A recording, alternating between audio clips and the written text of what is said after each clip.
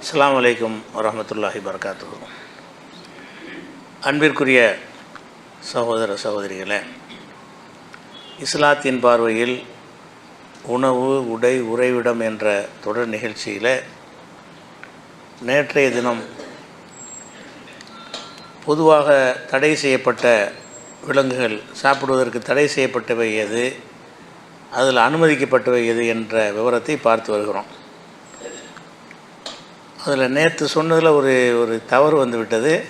இந்த கரடி விஷப்பொருள் இல்லைன்னு சொன்னோம்ல, அது இருக்குது, வணங்குதா. கரடி இப்போ விஷப்பொருட்கள் இருக்குதுங்கிறது தான் சரியான கருத்து. அதை கரடி சாப்பிடக்கூடாது. நமக்கு அளவு மார்க்கம் கரெக்டாக சொல்லியாச்சு. உங்களுக்கு கரடியை பற்றின விஷயத்தெல்லாம் தவறு ஏற்பட்டிருக்கு. அதனால் கரடிக்கு விஷப்பொருள் இருக்குது. நானே சிலதுக்கு விஷப்பொருள் இருக்குது இல்லைன்னு சொன்னாலும் நீங்கள் அதை செக் பண்ணிக்கிறணும், வணங்குதா. ஆனால் மார்க்கப்படி என்னென்னு கேட்டால் விஷப்பொருள் இருந்தால் சாப்பிடக்கூடாது, அவ்வளோதான். மார்க்க சட்டத்தில் எந்த மாற்றமும் கிடையாது. அது சில விஷயங்களை சொல்வதில் தவறு வர்ற மாதிரி கரடிக்கு வந்துருச்சு. அடுத்ததாக நம்ம உடும்பு இருக்குல்ல, உடும்புங்கிறது அதை குறிப்பிட்டு மார்க்கத்தில் ரசூல் ஸல்லல்லாஹு அலைஹி வஸல்லம் ஹலாலாக்கியிருக்கிறாங்க. பொதுவாக உடும்புன்னா நம்ம வழக்கத்தில் சாப்பிட மாட்டோம். விரும்பத்தக்க வடிவத்தில் இருக்காது. அது இந்த ஓணான் மாதிரி வடிவத்திலான இருக்குது. அதனால் அதை நம்ம சாப்பிட்றது இல்லை. பரவலாக பிற மத மக்கள்லாம் சாப்பிடுவாங்க, கிராமத்து மக்கள்லாம் சாப்பிடுவாங்க. ரசூல் ஸல்லல்லாஹு அலைஹி வஸல்லம் அவங்க உடும்பு விஷயமாக ஒரு ஹதீஸ் வருகிறது. புகாரில் 5391வது ஹதீஸ். அது என்ன வருதுன்னு கேட்டால், ரசூல் ஸல்லல்லாஹு அலைஹி வஸல்லம் அவங்களுக்கு மைமுனா அவங்க வீட்டுக்கு போன உடனே ஒரு உணவை கொண்டாந்து வைக்கிறாங்க. வைக்கும் பொழுது அதில் உடும்புடைய கறியும் அதில் இருக்குது. உடும்பு கறியும் வச்சு என்ன செய்கிறாங்க, அந்த சாப்பாட்டில் வைக்கிறாங்க. அப்போ ரசூல் ஸல்லல்லாஹு அலைஹி வஸல்லம் அதை உடும்புன்னு அவங்களுக்கு தெரியலை, இறைச்சின்னு நினச்சிக்கிட்டு என்ன செய்கிறாங்க, அதை எடுக்க போகிறாங்க. அப்போ அவங்களுக்கு சொல்லிட்டாங்க, இது உடும்பு கறி. ஏன்னா ஆட்டுக்கறின்னு நினச்சி கூட அவங்க எடுத்துருக்கலாம், கோழின்னு கூட நினச்சிருக்கலாம். அதனால் நம்ம விஷயத்தை சொல்லிடுவோன்னு என்ன செய்கிறாங்கன்னு கேட்டால், இது சமைச்சு வச்சுருக்கிறது உடும்பு கறின்னு சொல்லிடுறாங்க. சொன்ன உடனே கையை கொண்டு போன ரசூல் ஸல்லல்லாஹு அலைஹி வஸல்லம் இப்படி நீட்டி எடுத்துடுறாங்க. எடுத்த உடனே என்ன செய்கிறாங்கன்னு கேட்டால், அப்போ இவர் ஹாலித் இப்னு வலீத் தான் கூட இருக்கிறார். அப்போ ஒரு 4-5 பேர் உள்ள ஒரு சபைக்கு விருந்து கொடுத்துருக்குறாங்க. ஹாலித் இப்னு வலீத் கேட்பார், ஹராமுன் அல்லப்பு யாரை சொல்லலாம், அல்லாஹ்வுடைய தூதரே, இந்த உடும்பு ஹராமா? உடும்புன்னு சொன்னோன்னே கையை எடுத்துக்கிட்டிங்கன்னா அது அப்படி தான் வழங்குவாங்க. சாப்பிட்றதுக்கு அது ரெடியாக வர்றாங்க. உடும்புன்னு சொன்னோன்னே கையை எடுத்துடுறாங்க, கை அதில் வைக்கலை. அப்போ ஹாலித் இப்னு வலீத் கேட்குறாரு, அப்போ உடும்புண்டா ஹராமான்னு கேட்குறாரு. அப்போ ரசூல் ஸல்லல்லாஹு அலைஹி வஸல்லம் சொல்கிறாங்க, உடும்பு ஹராம் இல்லை, எனக்கு அது பிடிக்கலை. உடும்புங்கிறது சில உணவுகள் சிலருக்கு பிடிக்காமல் இருக்கும். சிலருக்கு மீன் பிடிக்காது, சிலருக்கு ஆடு பிடிக்காது, சிலருக்கு சிக்கன் பிடிக்காது. பிடிக்கலைங்கிற விஷயத்தை நம்ம தவிர்த்துக்கலாம், ஹராமாக்கிடக்கூடாது. எது பிடிக்கலை அதை சாப்பிடாமல் இருக்கலாம். அப்போ ரசூல் ஸல்லல்லாஹு அலைஹி வஸல்லம் சொல்கிறாங்க, எனக்கு பிடிக்கலை, அதனால் நான் சாப்பிட்றது இல்லை அப்படின்னு சொன்ன உடனே ஹராம் இல்லைன்னு ஒரு சொல்லிட்டாங்க. ஹராமான்னு கேட்குறாரு. காலலா, ஹராம்லாம் கிடையாது, எனக்கு அது பிடிக்கலை அப்படின்னு சொல்லிடுவாங்க. அப்போ என்ன செய்வார், ஹாலித் இப்னு வலீத் அந்த அவங்க சைடில் இருந்த உடுமை இழுத்து வச்சு அவர் சாப்பிட்டுவார். அவங்க இவருக்கு தனித்தனியாக வச்சுருப்பாங்கல்ல, அவங்களுக்கு வச்சு தான் எடுத்து ரசூல் ஸல்லல்லாஹு அலைஹி வஸல்லம் பார்த்துட்டு இருக்கும்போது அவர் சாப்பிட்ருவார்னு வருது. அப்போ இதில் உடும்பை பற்றி இந்த அறுக்கிறதுலாம் அதில் அறுக்கல் செய்ய முடியும். ஒரு வகையில் பார்த்து அது கூட விஷப்பொருள் இருக்குமான்னு தெரியலை. ஆனால் உடும்பை குறிப்பிட்டு நமக்கு என்ன வந்திருக்குது, ஹலால்னு வந்துருச்சு. விரும்பினா என்ன செய்யலாம், உடும்பு சாப்பிட்டுக்கலாம். உடும்பு சாப்பிட்றது உடலுக்கு நல்ல வலு தரக்கூடியது அப்படிங்கிற ஒரு விஷயமாகவும் இருக்கிறது. அதுக்கடுத்தது சில பிராணிகளை, பறவைகளை பற்றி எடுத்துக்கிட்டிங்கன்னு சொன்னால், மயில் சாப்பிடலாமா அப்படிங்கிற ஒரு கேள்வி வரும் பொழுது, மயில் சாப்பிடக்கூடாது அப்படின்னு சில பேரும், சாப்பிடலாம்னு சில பேரும். உதாரணமாக ஷாஃபி மதுஹபில் மயில் ஹராம், மற்றவர்கள் ஹலாலுங்கிறாங்க. ஷாஃபியாக இருந்தால் என்ன செய்ய மாட்டாங்க, மயில் சாப்பிடக்கூடாதும்பாங்க. மற்ற மதுஹபுக்காரங்கள்லாம் மயில் ஹலாலும்பாங்க. ஆனால் என்ன நம்ம அளவுகள்னால், இந்த ஷாஃபி ஹனஃபிலாம் தனியாக தூக்கி வச்சுட்டு, மயிலுக்கு அந்த எந்த கண்டிஷனில் அது இருக்குது, அது கீறி கிழித்து தங்கியக்கூடிய நகங்கள் இல்லை, அது நகங்களை கொண்டு வேட்டையாடுவதும் இல்லை. அப்படி இருக்கும் பொழுது மயிலை ஹலால்னு சொல்வது தான் கரெக்டு. மயிலுக்கு அந்த பறவைக்கு ரசூலுல்லாஹ் சொன்னாங்கள்ல ஒரு அளவுகோல். எந்த அளவுகோல், கீறி கிழித்து தங்கக்கூடிய நகம் இல்லாதவை ஹலாலு. கீறி கிழித்து திங்கிற நகம் இருந்துச்சுன்னு சொன்னால் ஹராமுண்டாங்கள்ல. மயிலுக்கு அது கிடையாது. தாராளமாக மயிலை சாப்பிட்லாம். ஆனால் நம்ம நாட்டில் யாரும் மயிலை பிடி சாப்பிட்றாதீங்க, நோட்டி போட்டுருவாங்க. மயிலுங்கிறது தேசிய பறவை, மயிலுங்கிறது மார்க்கப்படி சாப்பிட்லாம். ஆனால் மயில் என்ன செஞ்சுருக்கிறாங்க, அது தேசிய பறவைன்னு அறிவிச்சிருக்கிறதுனால அதை சாப்பிட்றது மட்டும்னா நீங்கள் வச்சுருக்கக்கூடாது. மயில் வச்சுருந்தாலும் என்ன செய்வான், கேஸ் போட்டுருவாங்க. அதனால் மார்க்கத்தை தெரிஞ்சுக்கிறதுக்கு தான். மயில் வந்து நம்ம நாளைக்கு மயில் தேசிய பறவைன்னு சொல்லிட்டு நாளைக்கு இல்லைன்னு கூட சொல்லுவான், இன்னொன்று தேசிய பறவைன்னு சொல்லுவான். அந்த நேரத்துக்கு வந்து சட்டம் தேவைப்படும்ல, அதுக்காக வேண்டி மயில் வந்து மார்க்கத்தில் வந்து ஹலாலான விஷயந்தான். அதே மாதிரி குயில் இருக்குல்ல, குயிலும் காகமும் ஒரே மாதிரி தான் இருக்கும். ஆனால் கலரில் எல்லாத்துலேயும் இந்த குரலை வச்சு தான் என்ன செய்வாங்க, அதை கண்டுபிடிப்பாங்கன்னு வைங்களேன். அப்போ குயில் சாப்பிட்லாம், தாராளமாக சாப்பிட்லாம். குயிலுக்கு வந்து இல்லை அந்த கிரிக்கில் ரகம்லாம் இல்லை, அது கோழி மாதிரி கணக்கில் வைத்து தாராளமாக சாப்பிட்டுக்கிடலாம்.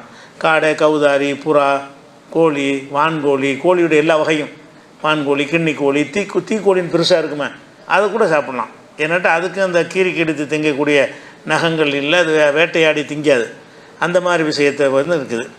அதே மாதிரி இந்த கிளி இருக்குல்ல, நம்ம பேசுகிறதுக்கெல்லாம் கிளி வளர்க்குறோம்ல, அந்த கிளியை பொறுத்த வரைக்கும் மாலிக்கு ஹம்பலி மதுஹபில் உள்ளவங்க அதை ஹலாலுங்கிறாங்க.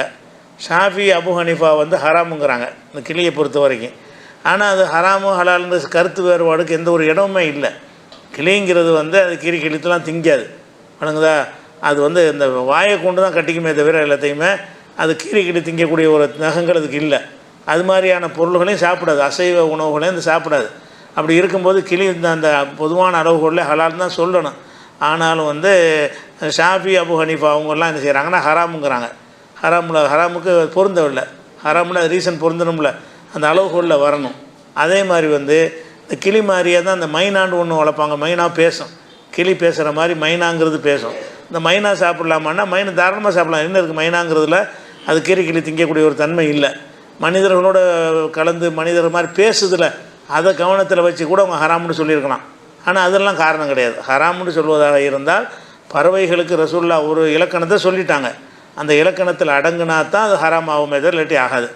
அதே மாதிரி வந்து கழுகு, பருந்து, வல்லூர் இதெல்லாம் ஹராம். கழுகுக்குலாம் என்ன இருக்குது, அந்த கிளி தங்கக்கூடிய நகங்கள் இருக்குது, வல்லூருக்கு இருக்கிறது, பருந்துக்கு இருக்கிறது. அந்த மாதிரியானவைகள் ஹராமுன்னு விளைவிக்கிறணும். அந்த பொதுவான அளவுகளை வைத்துக்கொண்டு நீங்களாம் என்ன செய்யலான்னு கேட்டால் டெவலப் பண்ணி அறிந்து கொள்ளலாம்.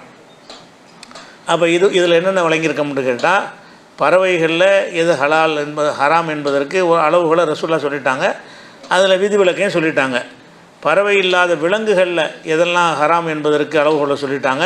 அதிலேருந்து சில விஷயங்கள் வந்து விதிவிலக்காகுது. உதாரணமாக அந்த கழுதை புலி மாதிரி சிலது விதிவிலக்கில் வருது அப்படிங்கிற விஷயத்தையும் பார்த்துட்டோம். அடுத்ததாக வந்து மலம் உண்ணக்கூடிய உயிரினங்கள். மலம் உண்ணக்கூடியது கோழியாக இருக்கலாம், அதே மாதிரி ஆடாக இருக்கலாம், மாடாக இருக்கலாம், ஒட்டகமாக இருக்கலாம். மலத்தையே உணவாக சாப்பிடக்கூடியது வந்து மலத்தை வந்து அதிகமாக சாப்பிட்றது. மலத்தை எப்படி போகும்போது ஒரு நாளைக்கு சாப்பிட்றதில்ல, அதுவே தான் பிரதான உணவாக சாப்பிடக்கூடிய மாதிரியான அப்படி பழக்கி வச்சுருப்பாங்க. அப்படி பழகிருச்சுன்னு சொன்னால் அந்த மாதிரி விஷயத்துக்கு ரசூல் ஸல்லல்லாஹு அலைஹி வஸல்லம் என்ன செய்கிறாங்கன்னா தடுத்துருக்குறாங்க. இது அஹ்மதில் வரக்கூடிய ஹதீஸு. நஹா ரசூலுல்லாஹி ஸல்லல்லாஹு அலைஹி வஸல்லம் அன் லபனி ஷாத்தில் ஜலாலா, அதாவது மலம் தின்னக்கூடிய ஆடு இருக்குல்ல, அந்த ஆட்டுடைய பாலை ரசூலுல்லாஹ் ஹராமாக்கினாங்க, தடுத்தாங்க. அந்த ஆடையும் நாங்கள் சாப்பிடக்கூடாது, ஆட்டுடைய பாலையும் சாப்பிடக்கூடாது. ஏன்னா அது மலம் சாப்பிடுது. மலம் சாப்பிடுதுன்னு சொன்னால் அதை ஜல்லாலான்னு அதுக்கு வார்த்தையை சொல்லுவாங்க, ரொம்ப சாப்பிட்றது, அதையே பிரதானமான உணவாக எடுத்துக்கொள்வது. அந்த மாதிரி உள்ளதுக்கு தான் அந்த வார்த்தை ஹதீஸில் வருது. அந்த மாதிரி இருக்கும் என்று சொன்னால் அந்த ஆட்டுடைய பாலை கூட குடிக்கக்கூடாது என்று சொன்னார்கள்னு அகமதில் ஒரு ஹதீஸ் வருகிறது. அதே நேரத்தில் வந்து நசையில் வரும்போது என்ன வருதுன்னு கேட்டால், வீட்டு கழுதையை ரசூலுல்லாஹ் ஹராமாக்கினாங்க. அந்த நேரத்தில் வனில் ஜல்லாலத்தி, இந்த மலம் உண்ணக்கூடியவைகளையும் ஹராமாக்கிட்டாங்க. இதுக்கெல்லாம் ஹராமாக்கிட்டாங்கன்னு கேட்டால் அன் ருக்குபிஹா, அதில் ஏறி சவாரி செய்வதையும் ஹராமாக்கிட்டாங்க. அன் அக்லி லஹ்மிஹா, அதன் இறைச்சியை சாப்பிட்றதையும் ஹராமாக்கிட்டாங்க. அதில் பால் குடிக்கிறது பற்றி மட்டும் வந்துச்சு முதல்ல. இந்த ஹதீஸில் அது இறைச்சியும் சாப்பிடக்கூடாது, அதில் ஏறியும் பயணிக்கக்கூடாது. ஏறி பயணிக்கிறது ஆடாக இருக்காது, கண்டிப்பாக ஒட்டகமாக தான் இருக்கும். மாட்டில் வேண்டாம் ஏறி பயணிப்பாங்க. அந்த மாதிரி பயணிக்கிற விஷயம் வந்தால் அதில் ஏறி சவாரி செய்யக்கூடாது, இறைச்சியும் சாப்பிடக்கூடாது அப்படின்ற சொல்ல தடுத்தாங்கன்னு நசையில் ஒரு ஹதீஸ் இருக்குது. அதே மாதிரி வந்து இந்த விஷயத்தில் வந்து ஒட்டகத்தை சொல்லும் பொழுது நகா அனில் ஜல்லாலத்தி ஃபில் இப்லி, ஒட்டகத்தில் இந்த மலம் சாப்பிடக்கூடிய பிராணியை ரசூலுல்லாஹ் வந்து தடுத்தார்கள். எதுக்கு தடுத்தார்கள்னா யுர்கப் அலைஹா, அதன் மீது சவாரி செய்வதை தடுத்தார்கள் அப்படிங்கிற ஹதீஸு இருக்கிறது. இந்த ஹதீஸுகளை வைத்து ஏகமானதாக ஒரு கருத்து சொல்கிறாங்க எல்லாரும். ஆனால் ஹதீஸில் இப்படி தான் இருக்கிறது. ஏகமானதாக என்ன சொல்கிறாங்கன்னு கேட்டால், இது சாப்பிடவே கூடாது என்பது மார்க்கத்தில் பொருளாதாரத்தை வீணாக்கிடக்கூடாது, நாசமாக்கிடக்கூடாது. ஒரு மாடுங்கிறது அது ஒரு 50,000 40,000 விலை உள்ள ஒரு விஷயம் விளங்குதா. சாப்பிடக்கூடாதுன்னா அது ஒன்றுக்கு உதவாதா. மாடு சாப்பிட்றதுக்கு தான் பால் குடிக்கிற பருவம்லாம் போச்சுன்னு சொன்னால் அதை சாப்பிடக்கூடாதுன்னு அது என்ன செய்வது, அது பெரிய லாஸ் வரும். அதனால் இந்த ஹதீஸை நம்ம அப்படி புரிந்து கொள்ளக்கூடாது. எல்லா அறிஞரும் ஏகமானதாக சொல்கிறாங்க. ஆனால் அவங்களுடைய கருத்தை தான் சொல்கிறாங்க. அப்படி புரிந்து கொள்வதற்கு எந்த ஒரு ஆதாரத்தையும் சொல்லலை. என்ன புரிஞ்சுக்கிறாங்கன்னு கேட்டால், இந்த மலம் சாப்பிடக்கூடிய ஒரு பிராணிகளாக இருந்தால் அதை சில நாட்கள் வேறு உணவு கொடுத்து ஒரு 4-5 நாளைக்கு கொடுத்து அதை மாற்றிட்டு அப்புறமேல சாப்பிட்லாம். அந்த மலத்தினுடைய தாக்கம் இறைச்சியில் வேர்வையிலலாம் இருக்கும். அதுக்கு தான் ரசூலுல்லாஹ் தடுத்துருக்குறாங்க. ஏன்னு அவங்க என்ன காரணம் சொல்கிறாங்கன்னு கேட்டால், இது மலம் சாப்பிட்றது எதுக்கு ரசூலுல்லாஹ் ஹராமாக்குனாங்க? ஏற்கனவே அந்த ஒட்டம் ஹலால் தானே, ஏற்கனவே அந்த மாடு ஹலால் தானே, ஏற்கனவே அந்த ஆடு ஹலாலாக தானே இருந்துச்சு. ஹலாலான ஒன்றை எதுக்கு ஹராமாக்குறாங்க? அந்த மலம் சாப்பிட்ற ஒரு காரணத்தினால தான் ஹராமாக்குறாங்க. ஒரு காரணத்துக்கு ஹராமாக்கி இருக்கும் பொழுது அந்த காரணம் விலகிருச்சின்னு சொன்னால், அந்த மலம் சாப்பிட்ற பழக்கத்தை நீங்கள் மாற்றிட்டீங்க, காட்டில் மேய விட்டுக்கிறீங்க, நீங்கள் சாப்பிட குர்பானி கொடுக்க எதுவும் நினைக்கிறீன்னு வைங்க, 10 நாளைக்கு அடைச்சி போட்டு என்ன செய்ய வேண்டிய, நீங்கள் வேறு உணவு கொடுத்து பழகிட்டீங்கன்னு சொன்னால் அந்த என்ன செய்யும், உள்ளுக்குள்ளே அந்த ஏற்கனவே இருந்த அந்த மலத்தினால் உள்ள அறிகுறிகள்லாம் எடுத்துடும், வெளியேற்றிடும். 2-3-4 நாளைக்கு இருந்தாலும் எல்லாம் மாறிடும். அந்த மாதிரியான ஒரு அடிப்படையில் சாப்பிடலாம். அப்படி தான் நம்ம இருந்து கொள்ளணும் எல்லா அறிஞரும் சொல்கிறாங்க. ஏகமானதாக சொல்கிறாங்க. பொதுவாக தடை இருந்தாலும் அந்த மலம் சாப்பிட்டு கொண்டு இருக்கிற நிலையில் தான் நம்ம சாப்பிடக்கூடாதே தவிர, அந்த மலத்திலிருந்து அதை டைவர்ட் பண்ணி வேறு உணவுக்கு மாற்றிட்டோம்னு சொன்னால் அதை சாப்பிட்லாம். அது எதுலேருந்து எடுக்கிறாங்கன்னு கேட்டால், ஒரு காரணத்திற்காக மார்க்கத்தில் ஒரு விஷயத்தை ஹராமாக்கியிருந்தால் அந்த காரணத்தை நீங்கிருச்சுன்னா ஹராம் ஆகாது. பொதுவாக அந்த மாடு ஹராம் இல்லை, மலம் சாப்பிட்றதுனால தான் ஹராம். பொதுவாக அந்த ஆடு ஹராம் இல்லை, அது மலத்தை ஒரு உணவாக உட்கொள்கிறதுனால தான் ஹராம். அதனால தான் ஹராம்னு வரும் பொழுது அதை நீங்கள் அது மாற்றிட்டீங்கன்னா அது நீங்கிரும்ல. இப்போ மலத்தை சாப்பிடல, ஒரு வாரமாக சாப்பிடல, அப்போ ஒரு வாரமாக என்ன செய்கிறது, புல் இந்த மாதிரி புண்ணாக்கு இது மாதிரி கொடுத்து அதை பழகிட்டோம் என்று சொன்னால் அது அப்படின்னு சொல்லிட்டு இதுதான் உசூல் விதியை அப்படி தான் எடுத்துக்கொள்ளணும். ஒரு காரணத்திற்கு ஹராமாக்குனுச்சின்னு சொன்னால் அந்த காரணத்தை விலகிட்டோம்னு சொன்னால் அது ஹராமுங்கிற வராது.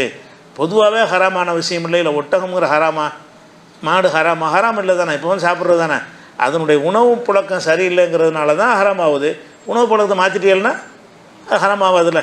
இப்போ ரசூலுல்லாஹ் அந்த காரணத்தை சொல்லாட்டான நமக்கே விளங்குது, பொது அறிவை கொண்டு சிந்திக்கும் பொழுது விளங்குதுன்னு சொல்லி இதில் ஒரு கருத்தாக எல்லாருமே சொல்கிறாங்க. எல்லோரும் என்ன செய்கிறாங்க, காலத்துக்கு தொடக்கூடாது அப்படி சொல்லவே இல்லை.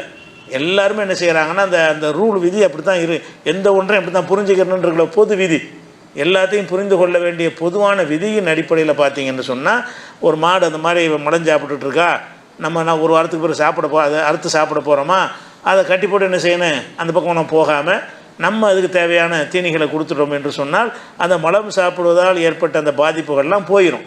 இப்போ தண்ணி நிறைய குடித்தாலும் என்ன செய்யும், அதில் எல்லாமே வெளியேறிடும். அந்த மாதிரி சவாரி செய்யக்கூடாதுன்னு சொன்னாலும் அது கணக்கு தான். சவாரி செய்யக்கூடாதுங்கிறது அந்த ஒரு வாரம்னா அது கணக்கு நமக்கு தெரியும், இத்தனை நாள் இருந்தால் போதும். சில நாட்கள் நம்ம அதை உணவு பழக்கத்தை மாற்றி விட்டுட்டு அதுக்கு பிறகு அதை சாப்பிட்லாம், அதில் அதனுடைய பாலை கறந்து குடிக்கலாம். அப்படிங்கிறது தான் சரியான கருத்து என்று சொல்லிவிட்டு அதோடு இதையும் சேர்த்து சொல்கிறாங்க. அறிஞர் என்ன செய்கிறாங்கன்னு கேட்டால், இது பொருளாதார லாஸ், பெரிய லாஸ். இது 50,000 1,00,000 ஒரு மதிப்புடைய ஒரு பிராணி ஒன்றுக்கும் இல்லை. ஹராம்னா ஒன்றுக்கு யூஸ் பண்ண முடியாத, ஹராம்னு சொல்லிட்டீங்கன்னா என்ன செய்வது, அதை தூக்கி தான் போடணும். அப்போ அந்த மாதிரி ஒரு லாஸ் பண்ணக்கூடிய விஷயமாக மார்க்கம் இருக்காது. அது ஹலாலான ஒரு விஷயம் ஒரு காரணத்துக்கு ஹராமாக இருக்குது. அந்த காரணம் நீங்கி விட்டது என்று சொன்னால் அது ஹராம் ஆகாதுன்னு தான் ஏகமானதாக சொல்கிறாங்க. அந்த உசூல் சரியான உசூல் தான். அந்த விதி இருக்குல்ல, அந்த விதி பொதுவாக ஒரு காரணத்துக்கு ஒன்றை ஹராமாக்குனா அந்த காரணம் இல்லாட்டி அந்த ஹராம்னு சொல்ல முடியாது. அப்படிங்கிற ஒரு விதியை வச்சு தான் என்ன செய்கிறாங்க, இப்னு தைமியா போன்றவர்லாம் என்ன செய்கிறாங்கன்னு கேட்டால், எல்லாருமே இத்திஃபாக்கில் முஸ்லிமீன்கிறார். ஃபொய்தா ஹுசிபத்து ஹத்தா ததீப, அது அது நல்ல இதாக மாறுவது வரைக்கும் அதை தடுத்து வைத்து விட்டோம் என்று சொன்னால் கானத் ஹலாலன் இத்திஃபாக்கில் முஸ்லிமீன், முஸ்லீம்களுடைய ஏகமானதான முடிவின் பிரகாரம் அது ஹலால் ஆயிரும். யாரும் மாற்று கருத்து சொல்லலை. அந்த உணவு பழக்கத்தை நீங்கள் மாற்றிட்டீங்கன்னு சொன்னால் அந்த மலம் சாப்பிடக்கூடியவை ஹராம் ஆகாதுன்னு தான் ஏகமானதாக சொல்கிறாங்க. இதில் எந்த ஒரு அறிஞரும் வேறு ஒரு கருத்து சொல்லவே இல்லை. ஏன்னு கேட்டால் அந்த ரூல் விதி பொதுவான விதியை கரெக்டாக எல்லோரும் வழங்கி வச்சுருக்கிறாங்க. அந்த விதியில் நின்று பேசும்போது மாறி பேச முடியாது அப்படிங்கிறத சொல்லக்கூடிய காட்சியை பார்க்குறோம். அது ஒரு விஷயம். இதே நேரத்தில் வந்து அந்த கோழி இருக்குது பாருங்கள், கோழிக்கு மாத்திரம் வந்து ரசூல் ஸல்லல்லாஹு அலைஹி வஸல்லம் இந்த விதியை பொறுத்தலை. அதாவது மலம் தின்னக்கூடிய கோழி இருக்குதுல்ல, ஆடு மாடு சாப்பிட்ற மாதிரி கோழியும் என்ன சிக்கிற கோழின்னா நம்ம வளர்க்குற நாட்டு கோழிகள். இப்போ இது கம்பெனியில் வளர்க்குற கோழிகள்னால் அதெல்லாம் சாப்பிடாத கொடுக்கவும் மாட்டான். அதுக்குண்டு தயாரிக்கப்பட்ட உணவுகள் தான் அது கொடுப்பானே தவிர வெளியில் போய் கண்டதையும் சாப்பிட்றதுக்கு விட மாட்டான். கிராமத்தில், அதுவும் கிராமத்தில்னா இந்த காலத்தில் கூட அது சரியாக வராது. ஏன்னாட்டா இப்போ எல்லாமே வீடுகளில் கக்கூசெல்லாம் வச்சுட்டாங்க, மலம்லாம் வெளியெல்லாம் இருக்காது. அப்போ தெருவில் மலம் கழிச்சிட்டு வருவாங்க அந்த காலத்தில். அந்த நேரத்தில் போய் என்ன செய்யும், அதை போய் அந்த கோழி எடுத்து சாப்பிடும். அந்த மாதிரி ஒரு கோழி சாப்பிடக்கூடியதாக இருக்குமே என்று ரசூலுல்லாஹ் காலத்தில் அப்படி தான் நான் இருந்திருக்கேன். இப்போ உள்ள மாதிரியான கக்கூசு மெத்தட்லாம் இல்லை தானே. அப்போ வெளியில் மலம் கழிச்சிட்டு வரோம், அதை போய் கோழி சாப்பிடுங்கிற மாதிரி இருந்திருக்குது. அப்போ அந்த மாதிரி இருக்கும் பொழுது என்ன செய்யணும், அது சாப்பிடலாமான்னு கேள்வி வரும் பொழுது அது சம்பந்தமாக ஒரு ஹதீஸ் வருது, பைஹக்கியில் குபராவில் வருகிறது. அபு மூசாங்கிறவர் என்ன செய்கிறாருன்னு கேட்டால் கோழியை சாப்பிட்டுட்டு இருக்கிறார். அபு மூசாங்கிற ஒரு சஹாபி, அவர் கோழி இறைச்சியை சாப்பிட்டுட்டு இருக்கிறார். சாப்பிட்டுட்டு இருக்கும்போது ஜஹதம்னு ஒரு ஆள், அவருக்கு தெரிஞ்ச அடுத்த தலைமுறை தாபியில் உள்ளார். அவர் என்ன செய்கிறாருன்னு கேட்டால் அவரை சாப்பிட்றதுக்கு அவர் கூப்பிட்றாரு. அபு மூசா கோழியை சாப்பிட்றாரு. நீ ஒரு கை போடு, நீ கொஞ்சம் சாப்பிடுன்னு சொல்லி அவரை சாப்பிட்றதுக்கு என்ன செய்கிறாரு, அவர் அழைக்கிறாரு. அப்போ அந்த ஜஹதம்ங்கிற ஒரு ஆளை அப்போ சொல்கிறாரு, இன்னி ராய்த்து ஏக்குழு நத்தினன், அது வந்து மலத்தை சாப்பிட்ற நானே கண்ணால் பார்த்துருக்குறேனே, அது போய் சாப்பிட சொல்கிறிய, கோழியை நீ சாப்பிட்டுட்டு இருக்கிறிய, என்னையும் சாப்பிட கூப்பிட்றீங்க, அந்த கோழி வந்து மலம் சாப்பிட்டது நானே பார்த்தனே அப்படின்னு அவர் என்ன செய்கிறாரு, அதனால் மாட்டேங்கிறாரு. அப்போ அபு மூசா சொல்லுவார், உதுனு கிட்டவா, நீ பேசாமல் சாப்பிடு அப்படி. ரெண்டாவது என்ன செய்வார், சொன்ன பிறகு சாப்பிட சொல்லுவார். சொல்லிவிட்டு என்ன செய்வார்னு கேட்டால், இப்போ இன்னி ராயத்து நபியை ஸல்லல்லாஹு அலைஹி வஸல்லம் ஏக்குழு, நபி ஸல்லல்லாஹு அலைஹி வஸல்லம் அவர்கள் இப்படி சாப்பிடுவது நான் பார்த்துருக்குறேன். இந்த கோழிக்கு அதை பார்க்கல. கோழி எல்லா கோழியுமே மலம் சாப்பிடும், மலம் கிடைச்சா சாப்பிட்றோம். கோழிகளை பொறுத்து கிராமத்து கோழிகளை பார்த்தீங்கன்னு சொன்னால் மலத்தை வந்து நல்லா விரும்பி சாப்பிடுது சொல்லப்போனால் கோழிகள். அந்த மாதிரி இருக்கிற நேரத்தில் அப்போ ரசூலுல்லாஹ் அது மலம் சாப்பிடுது வேணான்னு தடுக்கலையே, அவங்க சாப்பிட்ருக்காங்களே. அந்த இதை பற்றி தானே கேள்வியே வருது, மலம் சாப்பிட்ற ஒரு விஷயமா இருக்குன்றது அவர் அப்ஜெக்ஷன் பண்ணுறாரு. அதுதான் ரசூலுல்லாஹ் சாப்பிட நான் பார்த்துருக்கேன்னா இந்த மாதிரி தானே பார்த்துருக்காரு அவர். எந்த மாதிரி, இதே மாதிரியான உணவு பழக்கம் உள்ள கோழியை ரசூலுல்லாஹ் சாப்பிட்றத நான் பார்த்துருக்குறேன், அதனால் இது உறுத்தல் இல்லாமல் சாப்பிடு அப்படின்னு சொன்னாருங்கிற விஷயம் வந்து பைஹக்கியில் இருக்கிறது. பொதுவாக கோழி ரசூலுல்லாஹ் சாப்பிட்டாங்கன்னு புகாரில் 5517வது ஹதீஸில் இருக்கிறது. ரசூலுல்லாஹ் வந்து கோழியை சாப்பிடுவார்கள் அப்படிங்கிற விஷயம் வந்து புகாரில் இருக்கிறது. பைஹக்கில் என்ன வருதுன்னு கேட்டால், இது ஒரு அப்ஜெக்ஷன் சொல்லி அதுக்கு விளக்கம் சொல்லும்போது சொன்னார்னு வருது. இவர் சாப்பிட்டு கொண்டு இருக்கும் பொழுது இது அசுத்தத்தை சாப்பிடுகிறது என்று ஒரு அப்ஜெக்ஷன் பண்ணும் பொழுது, பரவாயில்ல நீ சாப்பிடு, ரசூலுல்லாஹ் அந்த மாதிரி சாப்பிட்றத நான் பார்த்துருக்கிறேன்னு சொன்னதாக பைஹக்கில் வருது. புகாரில் வந்து ரசூலுல்லாஹ் கோழி சாப்பிட்டாங்கன்னு மட்டும் வருது, கோழி சாப்பிடுவதை பார்த்துருக்கிறேன்னு வருது. அதனால் கோழியில் வந்து அந்த இது பொருந்தாது. நம்ம ஒரு அளவுகோல் சொன்னோம்ல, அந்த மலம் முன்னக்கூடியவை அப்படிங்கிறது கோழிக்கு பொருந்தலை.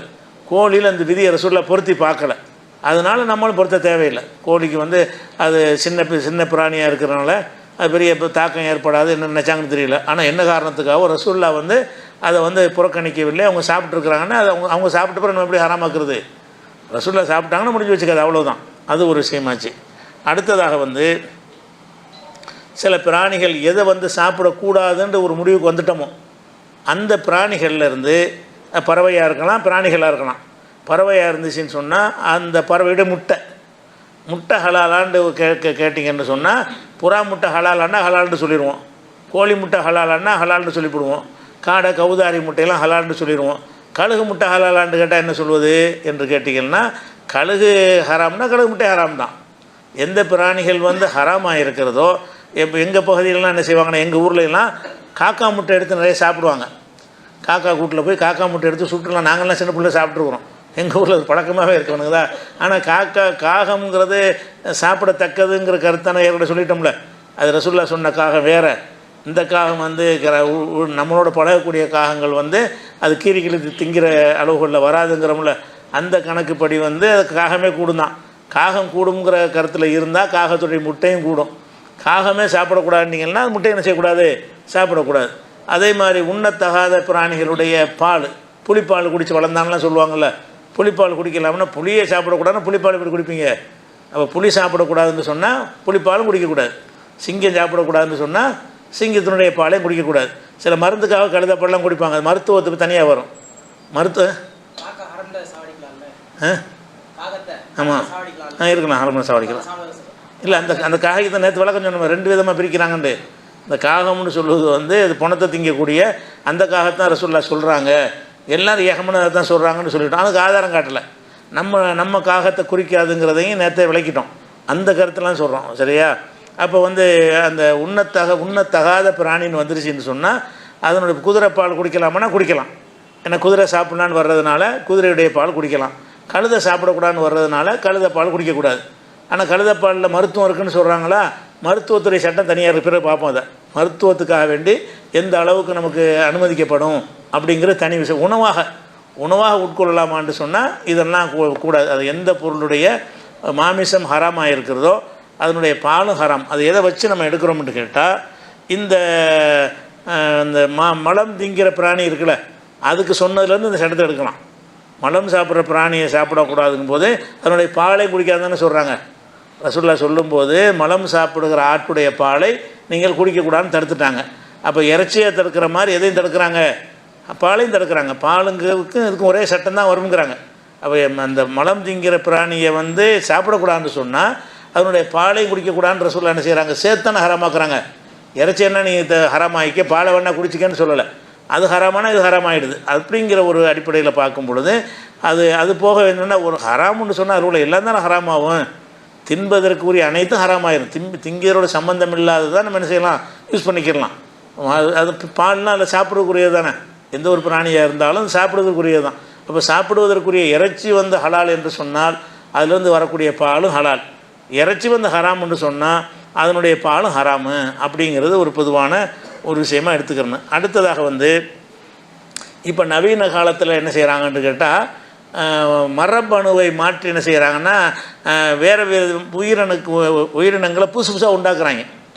வேறு அது ரெண்டு பிராணிகளை ஒன்றா இணைச்சி அதில் மரபணுவெலாம் மாற்றி என்ன செய்கிறாங்கன்னு கேட்டால் புது வகையான உயிரினங்களை இப்போ கண்டுபிடிக்கிறதுன்னா என்ன, அல்லா படைத்த படைப்பில் தான் கிராஸ் பண்ணி அந்த கிராஸை என்ன செய்கிறாங்க பண்ணுறாங்க.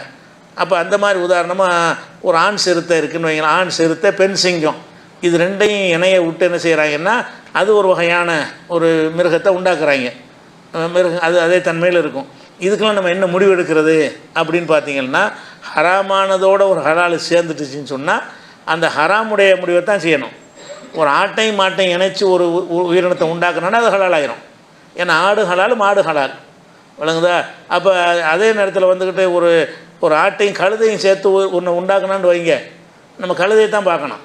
ஆட்டோட என்ன கழுதை சேர்ந்துருச்சு, அதை ஹராம். அது எதுலேருந்து எடுக்கணும்னு கேட்டால் இப்போ குதிரை வந்து ஹலால் நமக்கு ஏற்கனவே அறிஞ்சிட்டோம், கழுதை வந்து ஹராம் அறிஞ்சிட்டோம். கோவேறு கழுதை ஹராமாவதில், கோவேறு கழுதைனால் ஹராமாவது. கோவேறு கழுதைங்கிறது தனி இனம் கிடையாது. கோவேறு கழுதைங்கிறத குதிரையும் கழுதையும் இணைந்து உருவாகிறது தான் கோவேறு கழுதை என்பது. அப்போ கோவேறு கழுதையை ஹராமாக்குனதுக்கு நிறைய ஆதாரங்களை நேற்று முந்தின நாள் சொல்லிட்டோம். அப்போ கோவேறு கழுதை ஹராமானதுக்கு என்ன காரணம்னு கேட்டால் அது 2 இனத்துலேருந்து உண்டானாலும் ஒரு இனம் வந்து ஹராமானதாக இருக்கிறது. ஒரு இனம் குதிரைங்கிறது சாப்பிடத்தக்கதாக இருக்கிறது, கழுதைங்கிறது சாப்பிடக்கூடாததாக இருக்கிறது. அப்போ சாப்பிடக்கூடாததும் சாப்பிடத்தக்கதும் சேர்த்து ஒன்றாக உண்டாக்கும் பொழுது நம்ம அந்த ஹராமு கலந்துருச்சு இல்லையா, அதுக்கு தான் முக்கியத்துவம் கொடுக்கணும். அப்போ அந்த மாதிரி நீங்கள் என்ன செய்யணும், அந்த கலப்பினங்களை உருவாக்குறாங்கல்ல, அந்த பன்றியையும் ஒரு மாட்டையும் சேர்த்து ஒரு விதமான மாட்டை உண்டாக்குறான்னு வைங்க, சாப்பிடக்கூடாது. பன்றி சேர்த்துட்டானே இல்லையா, மாட்டிலேயே ஒரு 4 வகையான மாடு இருக்குது, அந்த மாட்டை இந்த மாட்டையும் சேர்த்து ஒரு புது மாட்டை உண்டாக்குறான்னு சொன்னால் 2 மாடு தானே.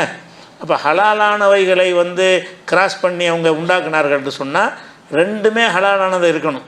2மே ஹலாலானதாக இருக்கும் என்று சொன்னால் அது ஹலால் தான். ஒன்று ஹராமானதாக இருக்கும் என்றால் ஹராமாயிரும். அது அந்த கோவேறு கழுதை கொடுத்த சட்டத்திலிருந்து நம்ம என்ன செய்யலாம், எடுத்துக்கொள்ளலாம். அதே மாதிரி குதிரை இருக்குது, குதிரையும் வரி குதிரையும் சேர்த்து என்ன செய்வாங்கன்னா இன்னொரு கிராஸாக உண்டாக்குவாங்க. வரி குதிரையும் நமக்கு ஹலால் தான். நான் குதிரை வகையில் வந்துடுதில்ல, வரி போட்டிருக்க தவிர அதுவும் குதிரை தான். அப்போ வரி குதிரையும் ஹலாலாக இருக்குது, வரி குதிரையும் ஹலாலாக இருக்குதுன்னு சொன்னால் அது 2லையும் இணைத்து ஒரு புதுசாக ஒரு உயிரினத்தை உருவாக்கினார்கள் என்று சொன்னால் அதுவும் ஹலாலில் தான் வரும், விளங்குதா? அதே மாதிரி உள்ள விஷயம். அதே மாதிரி செம்மறி ஆட்டையும் வெள்ளாட்டையும் இணைச்சி ஒரு 3வது வகையான ஆட்டை உண்டாக்குறாங்க. தாராளமாக சாப்பிட்லாம். ஏன்னா செம்மறியாடும் ஹலால், வெள்ளாடும் ஹலால், அதில் ஒன்றும் பிரச்சனை கிடையாது. அதே மாதிரி வந்து இந்த ஜெர்சி பசு கூட ஒரு சொல்லுவாங்க, அது நிரூபிக்கப்படவில்லை. ஜெர்சி பசுன்னு கொண்டு வர்றாங்கல்ல, அதில் வந்து பன்றியுடைய இதை இணைத்து தான் அந்த மாட்டை உண்டாக்குறாங்க. மாடும் பன்றியும் இணைந்த ஒரு கலவை என்று தான் என்ன செய்கிறாங்க, அந்த முகநூலில் பரப்புகிறாங்களே தவிர விஞ்ஞான ரீதியாக ஆத்தண்டிக்கான ஆதாரத்தின் மூலம் அப்படி கிடைக்கப்படல. அப்படி இருந்தால் அது கூடாது. ஆனால் ஜெர்சி வந்து அப்படி உண்டாகிறது கிடையாது. அங்கே உள்ள ஜெர்சிங்கிற பகுதியில் உள்ள ஒரு வகையான மாட்டையும் நம்ம நாட்டில் உள்ள மாட்டையும் இணைத்து என்ன செய்கிறாங்க, அது கலப்பினமாக உருவாக்கப்படுறதானே தவிர பன்றிங்கிற அடிப்படையில் அது வரல. பன்றி தன்மையில் உள்ளதாகவும் வராது. அப்படி வேற நாளைக்கு அப்படி செய்கிறான்னு தெரிய வந்தால் இந்த மாடு வந்து பன்றியும் மாடும் கலந்து உருவாக்கப்பட்ட ஒரு மாடு அப்படின்னு சொல்வார் கிடையாது. ஆனால் சாப்பிடக்கூடாது. அதான் நமக்கு ஹராமானது கலந்துருச்சுல. ஆனால் அது நிரூபணமாகலை. ஜெர்சி பசுலாம் இருக்குல்ல, அதிக பால் கறக்கிறதுக்காக என்ன செய்கிறாங்கன்னு கேட்டால் அங்கே உள்ள மாடுகளை இங்கே உள்ள மாடுகளை இணைத்து ஒரு புது வகையான மாடுகளை உண்டாக்குறாங்க. அது நாட்டு மாடு ஜெர்சி அதை ரெண்டையும் சேர்த்து கலப்பினமாக உண்டாக்குறாங்க. நம்ம நாட்டில் அதிக பால்லாம் கொடுக்குறதில்ல, லிட்டர் கணக்கில் பால் கறக்கும். அதுக்கெல்லாம் வந்து அந்த கலப்பினத்தினால தான் அது ஏற்படுகிறது. அது மாதிரி ஒரு விஷயமா இருக்குன்னு வைங்களேன். அப்போ இந்த அடிப்படையில் என்ன செய்யணும்னு கேட்டால், அந்த நவீன காலத்தில் நீங்கள் இந்த மாதிரி மனிதன் உண்டாக்குனால் கூட, பண்ணை வைத்து கூட உண்டாக்குவாங்க. அப்படிலாம் உண்டாக்குனால் கூட நமக்கு மார்க்கப்படியாக முடிவு எடுக்கிறதுக்கு எந்த குழப்பமும் கிடையாது. எதுலேருந்து உண்டாக்குனான்னு கேட்க வேண்டியதான். இது எதாக இருந்தாலும் சொல்லுவான். இது வந்து இன்னென்ன இனத்தில் வந்து கலப்பினமாக உண்டாக்கியிருக்கோன்னு சொல்லுவான். அது ரெண்டுமே ஹலாலானதாக இருக்கும் என்று சொன்னால் அதுக்கு பிறந்தது என்னது, ஹலாலு. ரெண்டில் ஒன்று ஹராமாக இருந்துச்சின்னு சொன்னால் பிறந்தது ஹராமு. அதில் நமக்கு எந்த ஒரு முடிவெடுக்க குழப்பம் வராது. எதில் குழப்பம் வரும்னா அதனுடைய நாலேஜ் தான் குழப்பம் வரும். எதுலேருந்து உண்டாக்கணும் அந்த தகவலில் நமக்கு பிரச்சனை வருமே தவிர மார்க்க விஷயம் தெளிவாக இருக்குது. நீங்கள் ஆய்வு செஞ்சு என்ன செய்யலாம், அதை கண்டுபிடிச்சிட்டிங்கன்னு சொன்னால் அதுக்கு தகுந்த மாதிரி முடிவு எடுத்துக்கிற வேண்டியது. அதாவது அந்த கலப்பினம் எந்த மாதிரியான கலப்பினம் அப்படின்னு எடுத்துக்கொண்டு ஹராமானது கலந்த ஹராமான உயிரினத்தோட ஹலாலான உயிரினம் கலப்பினமாக இருந்தால் அது ஹராமு. ரெண்டும் ஹலாலான உயிரினமாக இருந்து கலப்பினமாக இருந்தால் அது ஹலாலு. அவ்வளோதான், அது பிரச்சனை கிடையாது. அது போக இப்படி கலப்பினமாக ஆக்குவது மார்க்கத்தில் தடுக்கவும் படலை. தடுத்திருந்தால் ரசூலுல்லாஹ் காலத்தில் நினைஞ்சிருப்பாங்க, கோவேறு கழுதையெல்லாம் தடுத்திருப்பாங்கள்ல. கோவேறு கழுதைகள் வந்து இந்த மாதிரி தான் உருவாகும். கோவேறு கழுதை வந்து குட்டி போடாது, மலடாக தான் இருக்குன்னு சொன்னோம்ல ஏற்கனவே. கோவேறு கழுதை வந்து சந்ததி பெருக்காது. மறுபடியும் கோவேறு கழுதை வேணும்னா கழுதையும் குதிரையும் சேர்ந்து தான் உண்டாகும். அப்போ அந்த மாதிரி நீங்கள் சேர்றதை செய்யாதீங்க அப்படின்னு நல்லா தடுத்துருப்பான்ல. மார்க்கத்தில் கூடாத ஒன்றாக இருந்தால் ரெண்டு இனம் சேர்ந்து இன்னொரு இனம் உருவாகுவது மார்க்கத்தில் தடுக்கப்பட்டதாக இருக்குமே. ஆனால் அந்த கோவேறு கழுதை உருவாகிறத நினைச்சிருப்பாங்க, உருவாக்கவும் செஞ்சாங்க, உருவாகவும் செய்யும். ரசூலுல்லாஹ் காலத்திலேயே சில பேர் என்ன செய்வாங்கன்னா அந்த ரெண்டையும் வாங்கி வச்சு கோவேறு கழுதை உண்டாக்கவும் செய்வாங்க. அந்த காரியத்தை ரசூலுல்லாஹ் காலத்தில் செஞ்சுருந்துருக்குறாங்க, அதை தடுக்கலை. அதுதான் எல்லாத்துக்குமே. ரெண்டு உயிரினத்தை இணைத்து இன்னொன்றாக உருவாக்குவது வந்து தடுக்கப்பட்டது கிடையாது. அப்படிங்கிறது பறவைகளும் அது மாதிரி எடுத்து செஞ்சால் புறாவையும் காக்காயும் சேர்த்தாண்டு வைங்க, காக்கா ஹராம்னா புறாவும் ஹராமாக அந்த கிராஸாக படைக்கப்பட்ட இனமும் ஹராமாயிரும். அப்படி விளங்கிக்கிறணும். அடுத்ததாக இன்னொரு விஷயம் என்ன, நம்ம ஆடு மாடு இதெல்லாம் நம்ம வந்து ஹலால் ஆக்கிட்டோமா, அந்த ஹலால் ஆக்குனதில் இந்த பிராணிகள் என்ன செய்கிறாங்கன்னா சில பார்ட்ஸ் வந்து ஹராம் உண்டு என்ன செய்கிறாங்க, சில ஹதீஸுகளில் இருக்குது. இதை அந்த ஆடை சாப்பிட்லாம், அதில் வந்து அந்த ஆட்டு விதையை சாப்பிடக்கூடாது, ஆட்டுடைய கிட்னியை சாப்பிடக்கூடாது அப்படிங்கிற மாதிரி எல்லாம் ஒரு மார்க்க அறிஞர்கள் பரவலாகவும் சொல்கிறாங்க. அந்த கருத்தில் ஹதீஸுகளும் இருக்குது. ஹதீஸ் சரியான ஹதீஸ்லாம் நான் இருக்குது, அந்த ஹதீஸ் அடிக்கல. ஆனால் மார்க் அடிப்படையில் என்னென்னு கேட்டால் அதில் எதுவும் கழிக்கப்பட்டது கிடையாது. நீங்கள் குர்பானி கொடுத்தாலும் சரி தான், சும்மா அறுத்தாலும் சரி தான், அதில் எது சாப்பிடுவதற்கு இல்லாத பொருளாக அந்த தோல் இந்த மாதிரி இருக்குல்ல, இல்லாத பொருளாக இருக்கிறதோ அதை கழிச்சிட்டு பாக்கி எல்லாம் சாப்பிடக்கூடியது தான். அதில் உள்ள குடலும் சாப்பிட்லாம், அதில் உள்ள கிட்னியை சாப்பிட்லாம், ஈரலை சாப்பிட்லாம், நுரையீரலை சாப்பிட்லாம். ஒவ்வொரு பகுதியுமே இறைச்சிக்குரிய சட்டத்தில் தான் அடங்கும். அது ஹலாலுங்கிறது தான். ஆனால் என்ன செய்கிறாங்கன்னா மதுஹபுகள்லையும் மக்களுடைய வழக்கத்துலையும் என்ன செய்வாங்க, இதை சாப்பிடும். சிலது வந்து பெண்கள் சாப்பிடக்கூடாது, ஆணுடைய விதையெல்லாம் பெண்கள் சாப்பிடக்கூடாதுன்னா என்ன செய்வாங்க, ஆம்பளை தான் சாப்பிடணும், பொம்பளை சாப்பிடக்கூடாதுன்னா அதெல்லாம் இவங்களாம் கற்பனையாக சொல்கிறது தான். அதுக்கு ஒரு எந்த ஒரு இது இல்லை. ஆனால் அது சம்மந்தம் ஒரு ஹதீஸ் என்ன வருதுன்னு கேட்டால், பைஹக்கியில் ஒரு ஹதீஸ் வருகிறது. ரசூல் ஸல்லல்லாஹு அலைஹி வஸல்லம் அவர்கள் ஆட்டில் வந்து 7 விஷயத்தை அவங்க வெறுப்பாங்க, சாப்பிட மாட்டார்கள். ஒரு ஆட்டை அறுத்தாங்கன்னு சொன்னால் 7 உறுப்புகளை தூக்கி வெளியே போட்டுருவாங்க, அது சாப்பிட மாட்டாங்கன்னு இருக்குது. அதில் சரியானது வருது, சரியில்லாத கலந்து வருது. ஒன்றா ரத்தத்தை சாப்பிட மாட்டாங்கன்றது, ரத்தம் சாப்பிடக்கூடாது, அது ஓகே, அது இந்த ஹதீஸை வச்சு கிடையாது. அல்லாஹ் வந்து வசனத்தில் ஹராமாக்கிட்டான்.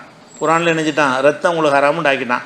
அந்த 7 விஷயத்தில் வந்து என்னென்னு கேட்டால் ரத்தத்தை சாப்பிட மாட்டாங்க ரசூலுல்லாங்கிறாங்க. அது இந்த ஹதீஸ் தவறாக இருந்தாலும் ரசூல்லா கண்டிப்பாக சாப்பிட்ருக்க மாட்டாங்க. ரத்தத்தை ஹராமாகிடுச்சுல, அது ஓகே. அடுத்தது ஒரு மரார் என்றால் வந்து பித்தப்பை. பித்தப்பைன்னு ஒன்று இருக்கும்ல, உங்களுக்குள்ளே இருக்குங்க, ஒவ்வொரு மனுஷனுக்கு இருக்கும், உயிரினங்களுக்கெல்லாம் இருக்கும். அந்த பித்தப்பையை வந்து சாப்பிடக்கூடாது அப்படிங்கிற ஒரு அது ஒன்றா சொல்கிறாங்க. ஆனால் பித்தப்பையை சாப்பிட்லாம். இந்த ஹதீஸ் தவறான ஹதீஸு, ஆனால் பித்தப்பை அதில் சொல்லப்பட்டிருக்கிறது. அதே மாதிரி ஒரு அந்த ஆண் உறுப்பு இருக்குல்ல, ஒரு ஆட்டை அறுத்திங்கன்னா அந்த ஆண் உறுப்பு இருக்கும்ல, அதை சாப்பிட்லாமான்னு சாப்பிட்லாம், தாராளமாக சாப்பிட்லாம். ஒரு உன்சையேனி அந்த விதை இருக்கும்ல, ஆணுடைய விதை கிடாய்க்கு இருக்கும்ல, அந்த விதையை சாப்பிட்லாமான்னு கேட்டால் அதை சாப்பிட்லாம். கற்பப்பை இருக்கும்ல, கற்பப்பை ஒரு பேக்காக இருக்கும்ல, அது அப்படி குடல் மாதிரி கற்பப்பை எடுத்து சாப்பிட்லாமான்னா அதை ரசூலுல்லாஹ் சாப்பிட மாட்டாங்கன்னு வருது இந்த ஹதீஸில். 7 விஷயத்தில் கற்பப்பையை சாப்பிட மாட்டாங்க, விதையை சாப்பிட மாட்டாங்க, ஆண் உறுப்பை சாப்பிட மாட்டாங்க, பித்தப்பையை சாப்பிட மாட்டாங்க, அந்த ரத்தத்தை சாப்பிட மாட்டாங்க. அதே மாதிரி வந்து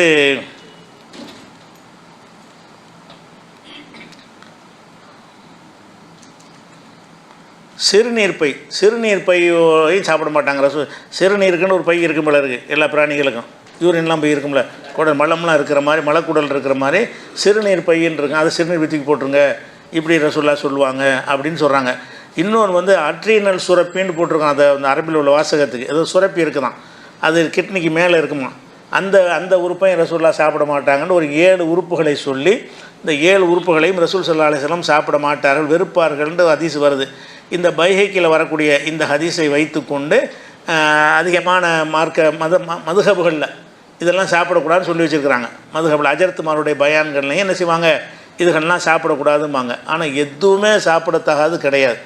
இந்த ஹதீஸை பொறுத்த வரைக்கும் இதை முதல்ல 2 குறைபாடுகள் இருக்கிறது. ஒன்றாவது, இதை வந்து முஜாஹிது என்பவர் அறிவிக்கிறார். இவர் வந்து சஹாபி கிடையாது. முஜாஹித் ரசூலுல்லாஹ் சொன்னதாக ஒரு சொல்வதாக இருந்தால் அவர் சஹாபியாக இருக்கணும். அவர் யார்கிட்ட கேட்டார்னு சொல்ல மாட்டேங்கிறாரு. இவர் ரசூலுல்லாஹ் காலத்துக்கும் சஹாபா காலத்துக்கு பிந்தினாள். சஹாபியாக இல்லாமல் தாபியன்கள் காலத்தில் வரக்கூடிய ஒரு ஆள் தான் என்ன செய்கிறாரு, ரசூலுல்லாஹ் இந்த ஏழை வெறுப்பார்கள்னு சொல்கிறாரு. இந்த ஏழையும் வெறுப்பார்கள்ங்கிறத இவர் அறிய முடியாது. இவர் என்ன சொன்னால் தான் நம்ம ஏற்றுக்குருவோம், இந்த சஹாபி அதை சொன்னாங்கன்னு அவர் சொல்லணும். இந்த நபித்தோழரை நேரடி ஐவிட்னஸ் இருக்கணும்ல, ஐவிட்னஸாக இருக்கிற ஒரு சஹாபி இதை ரிப்போர்ட் பண்ணால் தான் நம்ம ஏற்றுக்குருவோம். அப்போ சஹாபி பேர் இல்லாமல் முதல் அறிவிப்பாளராகவே யார் வர்றாருன்னா முஜாஹிதுன்னு வர்றார். இவர் சஹாபி இல்லை.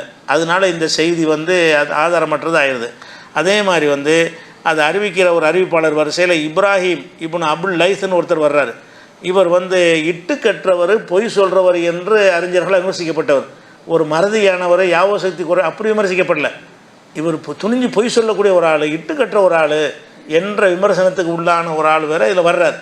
அப்போ இந்த 2 பலவீனம் இருக்கிறதுனால இந்த செய்தி வந்து ஒரு ஆத்தன்டிக்கான செய்தியாக வராது.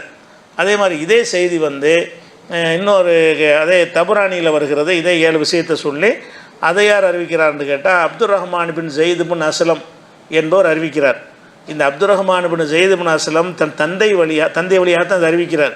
தன் தந்தை வழியாக நிறைய இட்டுக்கட்டப்பட்ட செய்திகளை அறிவித்தவர் அப்படின்ற விமர்சனத்துக்குரியவர் யார், இவர் தான் நிறைய இந்த ஆதம் அலைஹிஸ்ஸலாம் அந்த சொர்க்கத்தில் எழுதப்பட்டிருந்துச்சு, ஆதமுடைய பொருட்டால் ரசூலுல்லாஹ் மன்னிப்பு கேட்டாங்கன்னா இருக்கிற அதையெல்லாம் அறிவிக்கிற இவர் தான். அந்த ஹதீஸெல்லாம் விமர்சிக்கும் போது இவரை வச்சு தான் என்ன செய்வாங்க, இவர் வந்து பொய்யான செய்திகளை அறிவிக்கிற ஒரு ஆள். அப்போ 2 இடத்துல இந்த ஹதீஸ் வருது. ஒன்று பைஹைக்கில் வருகிறது, அதில் 2 குறைபாடு இருக்கிறது. அந்த இப்ராஹிம் ஒரு ஆள் வர்றாரு, அவர் இட்டுக்கட்டுற ஒரு ஆள். முஜாஹிது அறிவிக்கிறார், அவர் சஹாபி இல்லை. அந்த குறைபாடு அந்த ஹதீஸில்.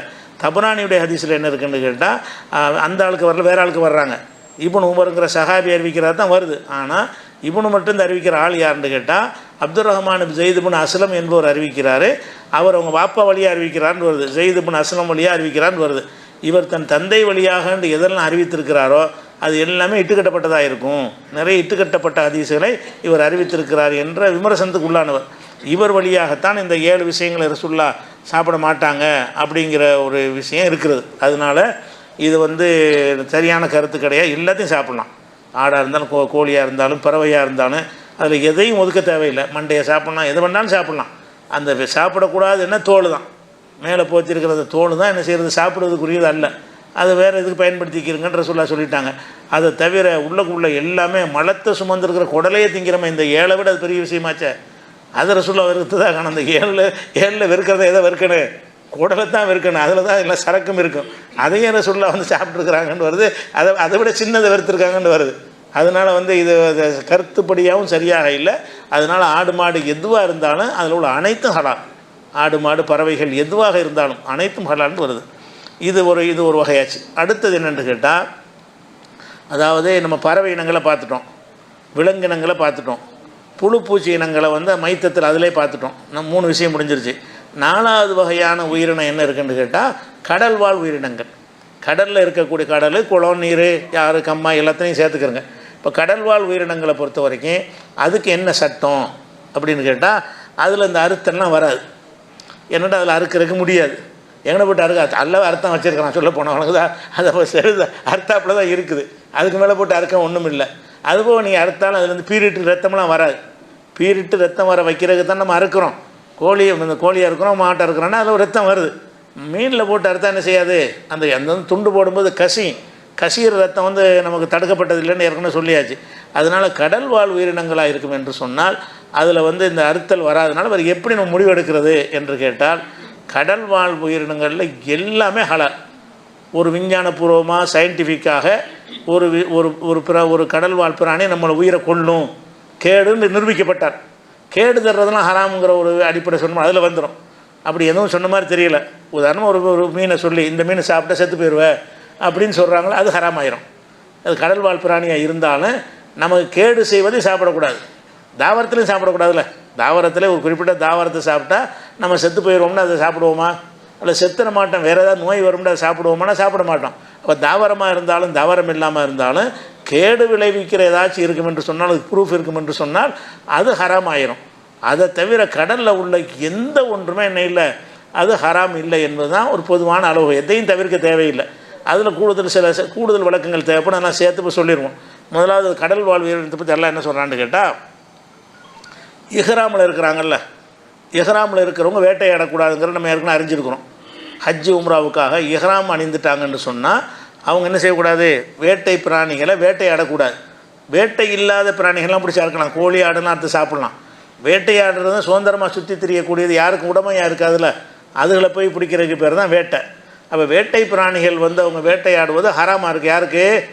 அந்த இஹ்ராமில் இருக்கிறவங்களுக்கு. அதே நேரத்தில் அவர்கள் கடலில் வேட்டையாடுவது ஹலாலுங்கிறான்ல. இஹ்ராமில் இருக்கும்போது மீனை வேட்டையாடலாம், இஹ்ராமில் இருக்கும்போது மானை வேட்டையாடக்கூடாது. இஹ்ராமில் இருக்கும்போது மீனை வேட்டையாடலாம். ஏன்னு கேட்டால் மீன் வந்து கடல் வாழ் பிராணி. அதை சொல்லும்போது அந்த சட்டம் வருது. இந்த சட்டத்தை வந்து அல்லாஹ் வந்து இஹ்ராம் கட்டுறவங்களுக்கு தான் சொல்கிறான் அந்த வசனத்தில்.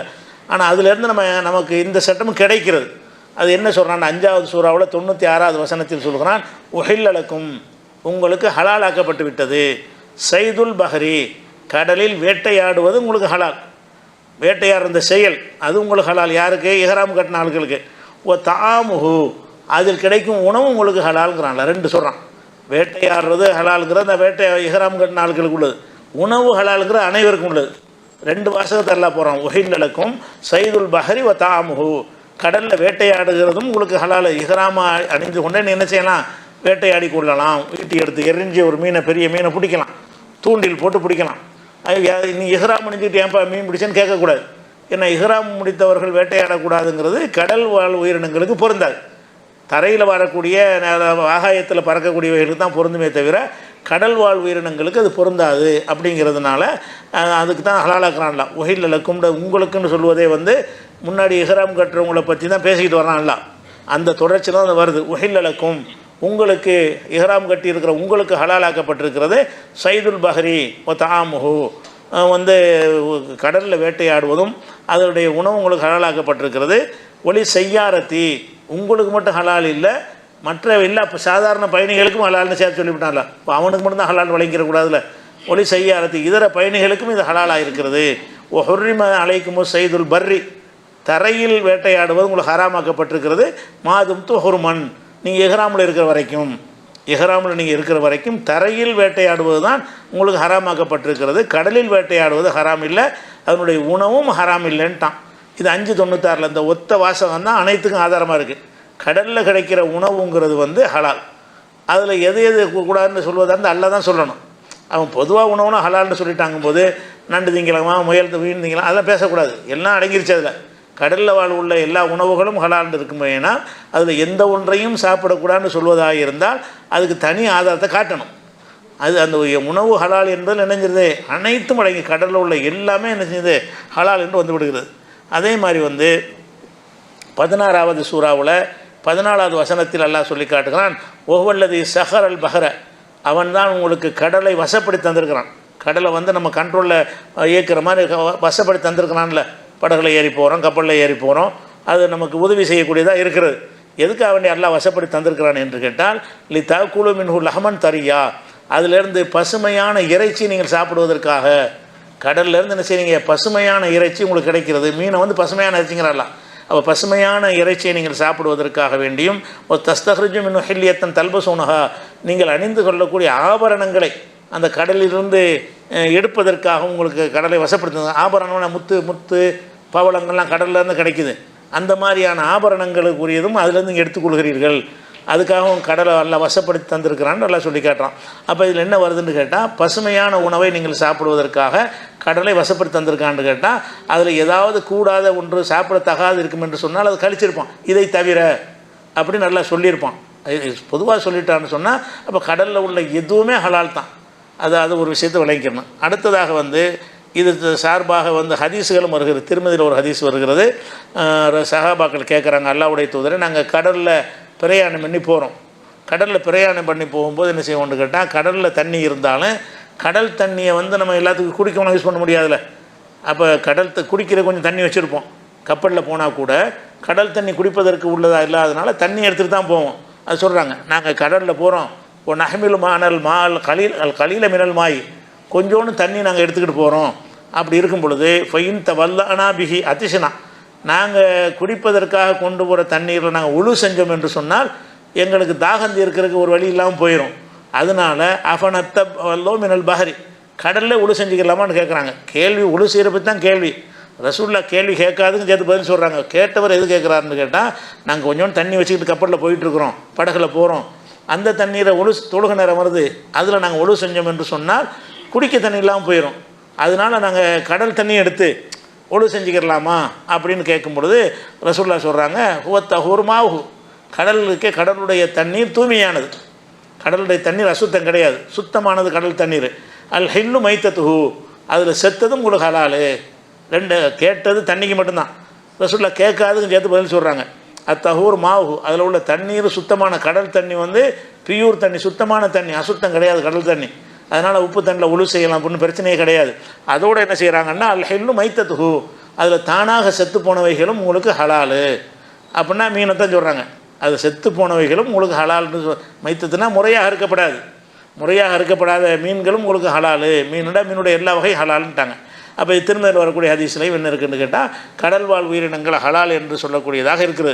இந்த கருத்தில் உள்ள ஹதீஸு திருமதியில், நசையில், அபுதாவுதில், இப்னு மாஜாவில், அகமதில், மொத்தாவில், தாரமியில், இப்னு ஹுசைமாவில், இப்னு ஹிப்பானில், ஹாக்கிமில், இன்னும் பல நூல்களில் இந்த ஹதீஸு வந்துருக்குது. எந்த ஹதீஸு நாங்கள் உழு செய்கிறோங்கிற வருதில் அந்த ஹதீஸு இடம்பெற்றிருக்குது. அது ஒரு விஷயமாச்சு.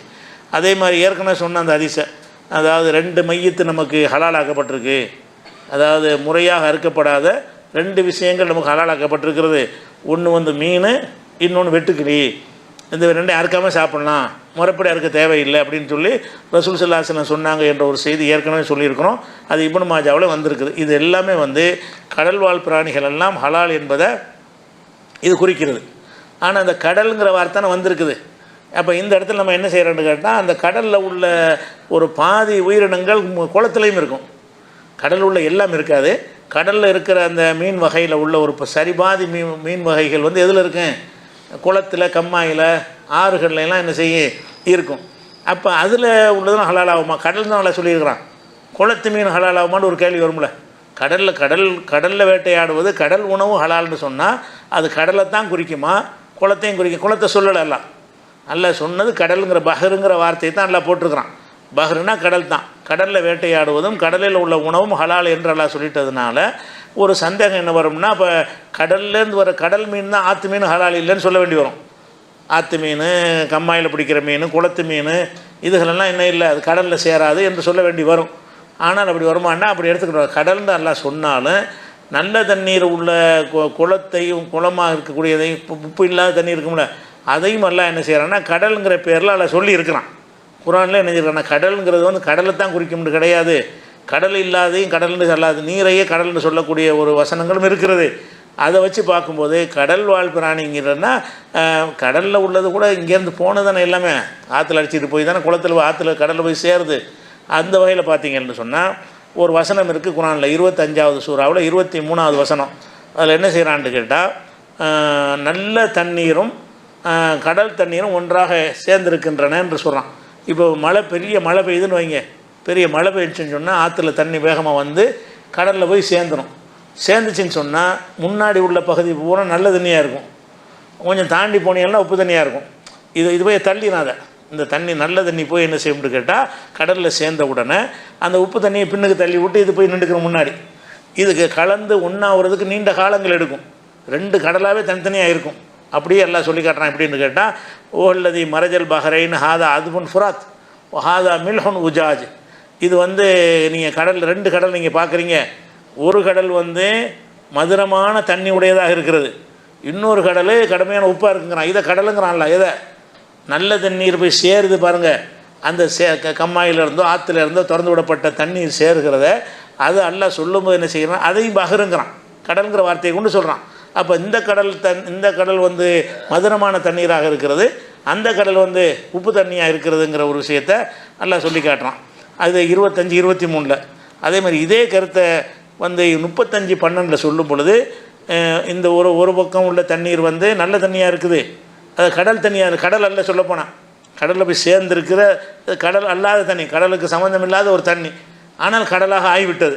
அப்படிப்பட்டது சொல்லும் பொழுது இந்த தண்ணி குடிப்பதற்கு மதுரமாக இருக்கிறது, அந்த தண்ணி ஒப்பு கரிக்கிறது அப்படின்னு நல்லா சொல்லிவிட்டு, ஓ மின்குள்ளின் தாக்குள்னு ரஹ்மன் தரியா, 2 வகையான கடலில் இருந்தும் பசுமையான இறைச்சி நீங்கள் சாப்பிடுன்னு நல்லா சொல்லி காட்டுறோம்.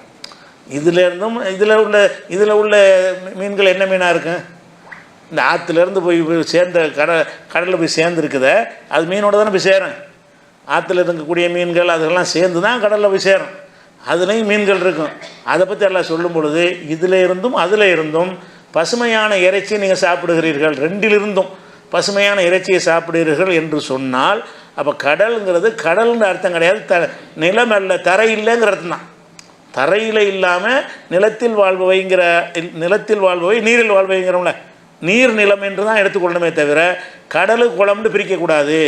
அல்லாஹ் பிரிக்கலை. இந்த அதுலேருந்து நீ சாப்பிட்றேன்னு சொல்கிறான்.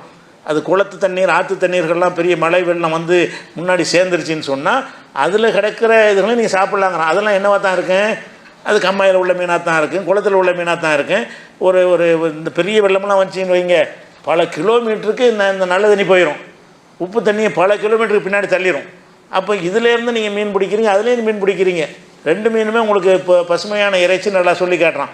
அப்போ 35, 12வது வசனத்தை வைத்து பார்க்கும் பொழுது கடலில் உள்ளது ஹலால் என்பது அர்த்தம் நீரில் உள்ளதுன்னு அர்த்தம்.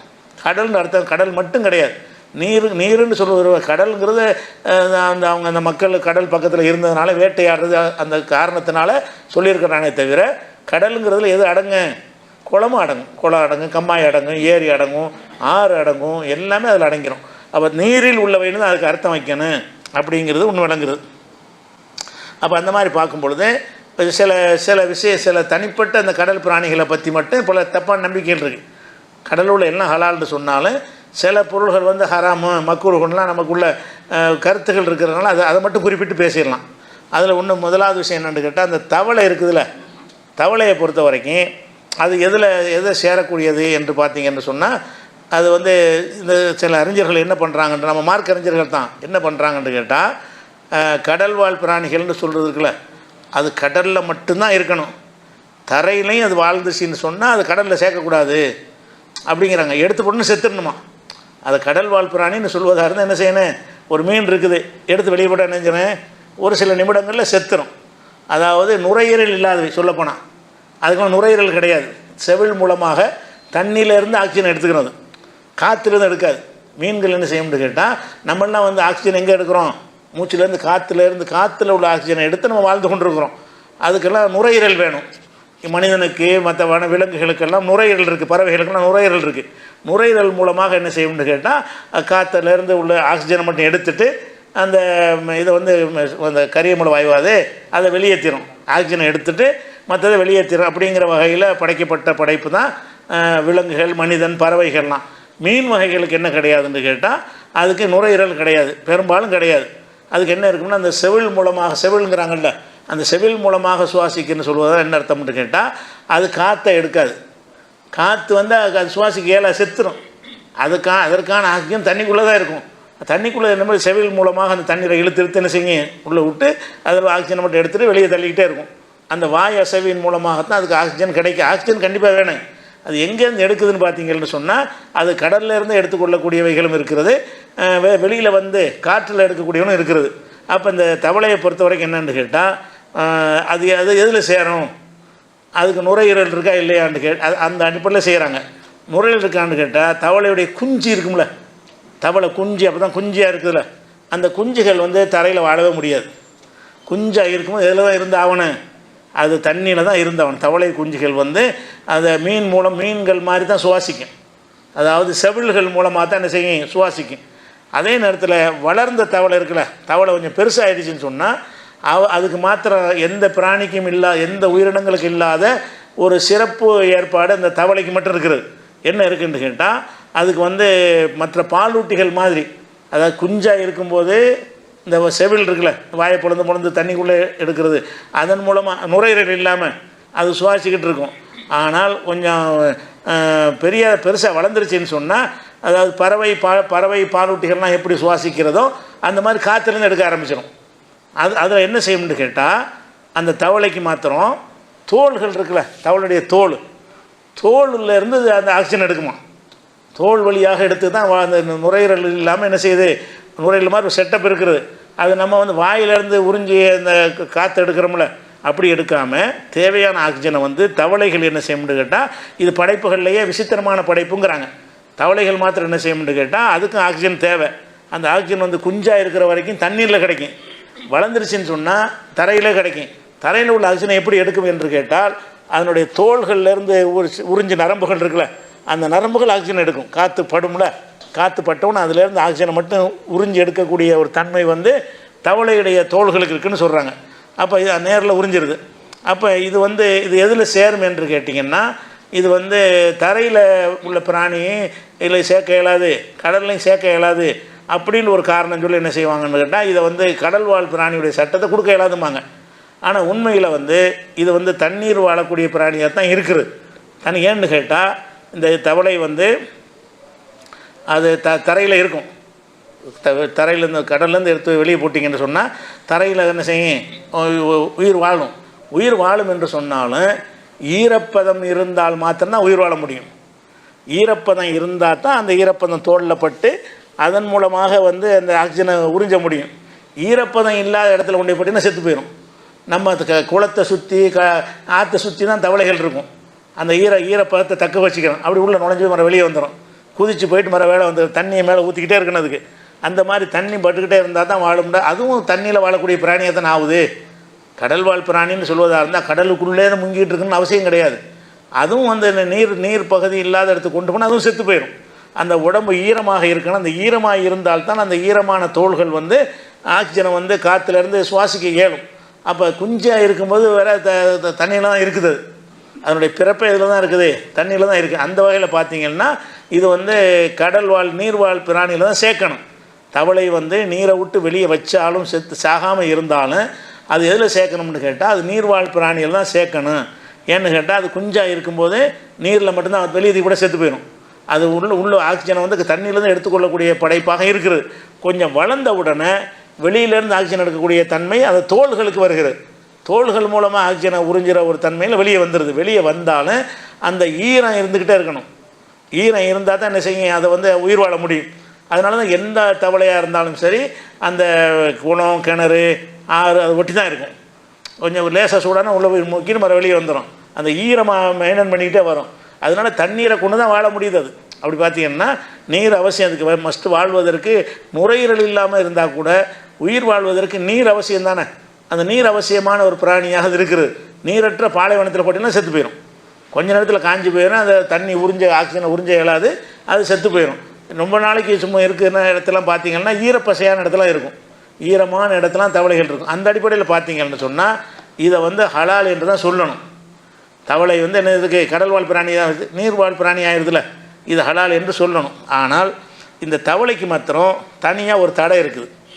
தவளைங்கிறது வந்து பொதுவான அளவுகோல் படி பார்த்தீங்கன்னா தவளையை சாப்பிட்லாம். ஏன் சாப்பிட்லாம்? அது நீர்வாழ் பிராணி. நீர்வாழ் பிராணியாக இருந்தாலும் சாப்பிட்லாம். மீன் மாதிரி தான் அது. மீன் சாப்பிடுவதற்கு எந்த வசனம் ஆதாரமாக இருக்குதோ அந்த வசனம் தான் தவளைக்கும் ஆதாரமாக இருக்கும். ஆனால் ரசூலுல்லாஹ் என்ன செய்கிறாங்கன்னு கேட்டால், ஒரு வைத்தியர், அந்த காலத்து நாட்டு வைத்தியர் வைத்தியம் பண்ணுவாங்கள்ல, ஒருத்தர் ரசூலுல்லாஹ்ட்ட வர்றாரு. வந்து என்ன செய்கிறாருன்னு கேட்டால், அவர் ஒரு மருந்து தயாரிக்கிறத பற்றி ரசூலுல்லாஹ்ட்ட பேசுகிறார். நான் ஒரு மருந்து தயாரிக்கிறேன், அந்த மருந்துக்காக நான் என்ன செய்கிறேன்டா, தவளை இருக்குல்ல, தவளை பிடிச்சி கொன்று அந்த தவளையை அந்த மருந்தில் நான் சேர்க்குறேன், அது மாதிரி நான் சேர்க்கலாமான்னு அவர் கேட்குறாரு. தவளையை பிடிச்சி அதை சாவடித்து அதை நான் மருந்தில் சேர்த்து, ஏதோ ஒரு நோய்க்கு, என்ன நோயின்றால் வரல ஹதீஸில், ஒரு நோய்க்கு நான் மருந்து தயாரிக்கிறேன், அப்படி நான் செய்யலாமா என்று அவர் ரசூலுல்லாஹ்ட்ட கேட்குறாரு. அப்போ ரசூலுல்லாஹ் என்ன செய்கிறாங்கன்னா, தவளையை கொல்லக்கூடாதுன்ட்டாங்க. தவளையை கொல்லக்கூடாதுன்னு சாப்பிட இல்லாத, எதெல்லாம் கொல்வதற்கு தடை செஞ்சாச்சோ அதை சாப்பிட முடியாதுல்ல. அப்போ தவளையை வந்து கொல்வதற்கு ரசூலுல்லாஹ் வந்து தடை செஞ்சிட்ட காரணத்தினால அந்த பொதுவான அளவுகோல் படி தவளை ஹலால். எந்த பொதுவான அளவுகோல்? நீரில் வாழ்பவை அப்படிங்கிற அடிப்படையில் அது ஹலாலாக வரும். ஆனாலும் அதை குறிப்பிட்டு ரசூலுல்லாஹ் வந்து தடுத்துட்ட காரணத்தினால அந்த தவளையை வந்து நம்ம என்ன செய்யக்கூடாது, சாப்பிடக்கூடாது. தவளை வந்து ஹராம். தவளையை வந்து ரசூலுல்லாஹ் மருந்து கூட கொல்லக்கூடாதுட்டாங்கன்னா அது வந்து அறவே கொல்லக்கூடாது, உயிர் வாழணும் அப்படிங்கிற ஒரு விஷயம். அது ஒரு விஷயமாச்சா. இந்த ஹதீஸ் வந்து நசையுடைய சுகராவில் இருக்கிறது, அபுதாவுதில் இருக்கிறது, தாரமியில் இருக்கிறது, ஹாக்கிமில் இருக்கிறது, அதே மாதிரி அகமதுலையும் இருக்கிறது இந்த ஹதீஸ். அதே மாதிரி வந்து அதுக்கடுத்து முதலை. இந்த முதலையை பொறுத்த வரைக்கும் எதுக்கு இதெல்லாம் வருதுன்னு கேட்டால், தரையினையும் அது உசுரோடு இருக்குன்னு நீங்கள் கண்ணால் பார்க்குறீங்க, மற்றதில் உங்களுக்கு சந்தேகம் வராது. எந்த மீன் தான் தண்ணியில் எடுத்து கூட செத்து போயிடுதுல, அது நீர்வாழ் பிராணிங்கிறது கன்ஃபார்ம் ஆகிடும். அதிலெல்லாம் உங்களுக்கு எந்த டவுட்டும் வந்து யாரும் விளக்கம்லாம் சொல்ல தேவையில்லை. சில கடல்வாழ் பிராணிகள் என்ன செய்யணும், வெளியேயும் உசுரோடு இருக்கும். அப்போ இதை இங்கே சேர்க்குறது அங்கே சேர்க்குறதா, நிலத்திலையும் வாழுது கடல்லையும் வாழுதுன்னு சொன்னால், அப்போ நிலத்தில் வாழ்பவை என்ற பட்டியலில் சேர்ப்பதாக இருந்தால் அதுக்கு அந்த அளவுகளை வைக்கணும், விஷப்பல் இருக்கான்னு பார்க்கணும். தரையில் வாழ்பவை கடல் வாழ்பவைன்னு பார்த்தா எந்த அளவுகளும் பார்க்க தேவையில்லை, அது அப்படியே ஹலால்னு ஆயிரும். இப்போ முதலை எந்த கணக்கில் எடுப்பதுன்னு பார்த்திங்கன்னா, முதலைக்கு வந்து அதாவது செவில்களால், முதலை வந்து செவில்களால் சுவாசிக்காது. அதாவது அதுக்கு அந்த செவில்கள்னால் அது தண்ணியை குடிச்சு சுவாசிக்குதில்ல, அந்த மாதிரி சுவாசிக்காது. அதாவது என்ன செய்யணும்னு கேட்டால், மற்ற பாலூட்டிகள் மாதிரி, பாலூட்டிகள்னால் அந்த நுரையீரல் உள்ளது, பாலூட்டிகள்னால் மனுஷன் மிருகங்கள் இதெல்லாம் சுவாசிக்கிறோம்ல, அந்த பாலூட்டிகளை போல தான் இது சுவாசிக்கும். காற்றுலேருந்து தான் ஆக்சிஜன் எடுத்து. முதல்ல வந்து தண்ணியிலேருந்து தண்ணியில் அமுக்கி வச்சா செத்து போயிடும். சொல்லப்போனால் தண்ணியில் வச்சு ஒரு 4 மணி நேரத்துக்கு மேலே தாக்கு பிடிக்காதுன்னு சொல்கிறாங்க. 4 மணி நேரம் மூச்சு அடக்கிட்டு இருந்துருமே தவிர அது சுவாசிப்பதற்கு உரிய மெத்தேடு வந்து பூமியில் தான் இருக்குது, அது நிலத்தில் தான் இருக்கிறது. அதில் என்ன செய்ய முடியும்னா, காற்றில் வந்து உறிஞ்சி காற்றுலேருந்து ஆக்சிஜனை எடுத்துக்கிட்டு, காற்றுல வந்து 75% ஆக்சிஜன் எடுத்துரும். மனுஷன் வந்து 15 தான் எடுப்பாங்கிறாங்க. மனிதனால் வந்து காற்றிலிருந்து ஒரு 15% தான் இவனுக்கு உறிஞ்ச முடியும். அதில் உறிஞ்சு திறன் அதிகமாக இருக்கிறதுனால அதுக்கு முதல்ல என்ன செய்ய முடியும் கேட்டால், வெளியே வந்து காற்றுல ஒரு இழுப்பு இழுச்சின்னு சொன்னால் 75% ஆக்சிஜனை எடுத்துரும். அந்த மாதிரி இருக்கக்கூடியது மனிதன் கூட 15 தான் எடுக்கிறாங்க. அப்போ 1 மணி நேரம் வந்து நீரில் வந்து மூச்சு அடக்கி அது இருக்க முடியும். 1 மணி நேரம் தாண்டிடுச்சுன்னா அப்படி தலையை வெளியே நீட்டிடும். தரைக்கு வராட்டாலும் என்ன செய்யும், காற்றுக்காக வந்துடும். அதாவது கடல் வாழ்வில் கணக்கில் வரல, கடல்வாழ் பிராணியுடைய கணக்கில் வரவில்லை. நீங்கள் எப்படி மூச்சடைக்கிட்டு தண்ணியில் இருக்க முடியுமோ அது மாதிரி நம்ம ஒரு 10 நிமிஷம் இருக்க முடியும்ல, அது 1 மணி நேரம் இருக்கும். நம்ம அந்த மூச்சை காற்று பூமியில் நம்ம காற்றை உறிஞ்சானாலும் கூட தண்ணிக்குள்ளே உங்களுக்கு மூச்சடைக்கிட்டு இருக்க முடியுமா, முடியாதா? பயிற்சி எடுத்திங்கன்னா ஒரு 1/2 மணி நேரம் கூட இருக்கிறவங்களாம் இருக்கிறாங்க, அதுக்கு மேலே முடியாது. ஆனால் இது முதல்ல என்ன செய்யணும்னு கேட்டால், 1 மணி நேரத்துக்கு உள்ளேயே தாக்கு பிடிக்கும். ஏற்கனவே அந்த உறிஞ்சின ஆக்சிஜன் இருக்குல்ல, அதை வச்சுக்கிட்டு தம் பண்ணி இருந்துடும்.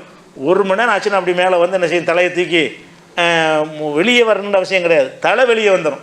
தலை வெளியே வந்து காற்று என்ன செய்யும், இழுத்த ஆக்சிஜனுக்காக வேண்டி அது வெளியில் தான் வருதுன்ற வகையில் உயிர் வாழ்வதற்கு ஏற்ற அமைப்பு வந்து தரையில் தான் இருக்குது, தண்ணீரில் இல்லை. தண்ணீரில் உள்ள சொல்லப்போனால் உயிர் வாழ தகாத வகையில் தான் இருக்குது. தண்ணிக்குள்ளே இது இருந்துச்சுன்னா தண்ணியில் இருக்கும், தலையை அமுக்காமல் தான் இருக்கும். தலை இப்படி நீட்டிக்கிட்டே இருக்கும், நீட்டிக்கிட்டு பார்த்துக்கிட்டே இருக்கும். விளங்குதா? ஏதாவது மிருகங்களை வேட்டையிடவும் டக்குனு கீழே அமுங்கிக்கிறோம், மறுபடியும் எந்திரிச்சிக்கிறோம். ஆனால் வந்து அதுலேயே சுவாசிக்க இயலுமாண்டா அது இயலாது. அதாவது மீன்கள் எப்படி தண்ணீரில் சுவாசிக்கிறதோ அந்த மாதிரி முதலை வந்து அப்போ சுவாசிக்க இயலாதுன்னு சொன்னால் இது வந்து தண்ணீரோடு இதை சேர்க்க முடியாதுங்கிற கணக்கெலாம் வருது. பார்த்தோம்னு சொன்னால் இது கடல் பிராணி நீர் பிராணின்னு சேர்க்க இயலாது, அது ஆக்சிஜனை எங்கே தான் இருக்கிறது, பூமியில் நம்மளை மாதிரி தான் சுவாசிக்கக்கூடியதாக இருக்கிறது. அது அதிக நேரமாக என்ன செய்யும், தண்ணிக்குள்ளே வந்தால் உடம்பை வச்சுக்கிட்டு இருக்குமே தவிர அது வந்து வாயை வச்சுக்கிட்டு இருக்க முடியாது. வாயை மூக்கை என்ன செய்ய முடியாது, தண்ணிக்குள்ளே வச்சுக்கிட்டு இருக்க முடியாது. அது ஒரு விஷயமாச்சு. அதே நேரத்தில் என்னென்னு கேட்டால், இதில் ஒரு தன்மை என்னென்னு கேட்டால், இதுக்கு வந்து இந்த தோல் வந்து ஈரமாக இருந்துக்கிட்டே இருக்கணும். முதலைக்கு என்ன செய்யணும்னு கேட்டால், ஈரமாக இருந்தால் தான் அது வாழ முடியும்.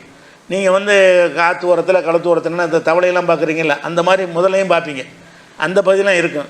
முதலையை கொண்டே பாலைவனத்தில் ஊட்டியெல்லாம் செத்து போயிடும்.